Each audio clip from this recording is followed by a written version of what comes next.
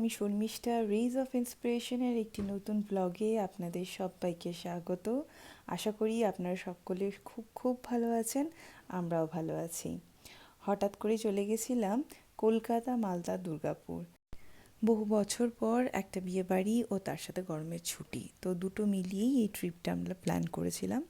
তো যাই হোক, প্রথমবার আকাশা এয়ারলাইন্সে ট্রাভেল করে কীরকম লাগলো তার ইতিবৃত্তান্ত আপনাদেরকে জানাবো, এবং কি কি ফেসিলিটি আকাশা এয়ারলাইন্স আমাদেরকে দিয়েছিল। তো যাই হোক, আমাদের ফ্লাইটটা ছিল রাত্রেবেলায় 8টার সময় ব্যাঙ্গালোর থেকে কলকাতা। তো আমরা মোটামুটি 4টে নাগাদ বেরিয়েছিলাম বাড়ি থেকে, এবং পৌনে ছটা নাগাদ আমরা এয়ারপোর্টে পৌঁছে গেছিলাম। একটু আমাদের অপেক্ষা করতে হয়েছিল, 8টায় ফ্লাইট ছিল কিন্তু ফ্লাইটটা একটু ডিলে করে। সাধারণত দিনের বেলা ট্রাভেল করি, বাট ভাবলাম এপ্রিলের মাসের এন্ড তো কলকাতা একটু গরম হবে, তাই রাত্রে ট্রাভেল করছি এবারে।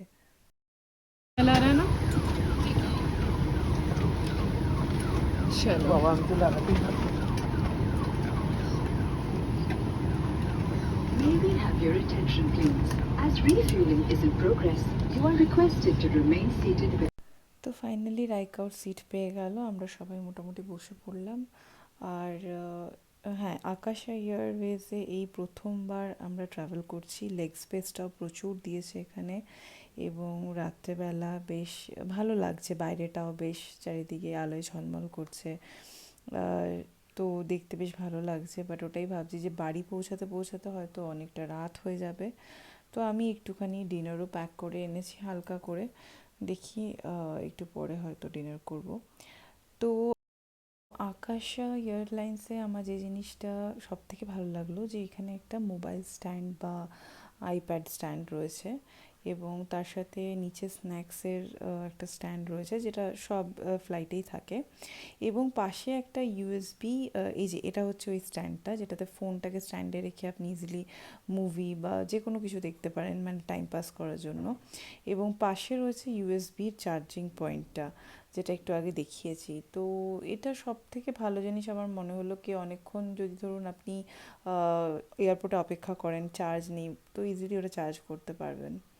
তো যাই হোক, আমি রাত্রের জন্য একটুখানি হালকা ডিনার নিয়ে এসেছিলাম, পরোটা, একটু ভেন্ডি ভাজা, একটু শসা। তো আমরা মোটামুটি অল্প স্বল্প ওটাই খেলাম রাত্রে। কলকাতায় পৌঁছাতে মোটামুটি 11টা বাজবে। সো ফাইনালি 2 ঘন্টা 20 মিনিট পর আমরা পৌঁছে গেলাম কলকাতায়।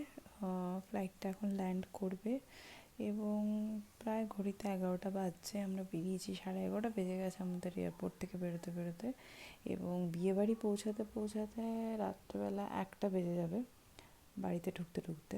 তো যাই হোক, এতদিন পরে কলকাতায় এসে সত্যি খুব ভালো লাগছে, কারণ বহু বহু বছর পরে কলকাতায় আসছি, আর কলকাতার সাথে একটা মানে আলাদাই টান যেটাকে বলে, কারণ বহু বছর আমার কলকাতায় কেটেছে, কলেজ লাইফ, আমার চাকরি জীবন, সব কিছুই। তো সেই ক্ষেত্রে মানে কলকাতাকে আমি সত্যি খুব মিস করি। আবার দেখা হবে পরের একটি ব্লগে। সবাই ভালো থাকবেন, সুস্থ থাকবেন। নমস্কার।